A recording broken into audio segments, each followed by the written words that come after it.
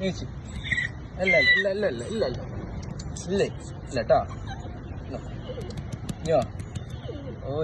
ആഴമേറിയ കിണറ്റിൽ വീണ് മരണത്തോട് മല്ലടിച്ച നായക്കുട്ടിക്ക് രക്ഷകരായി ERF അംഗങ്ങൾ.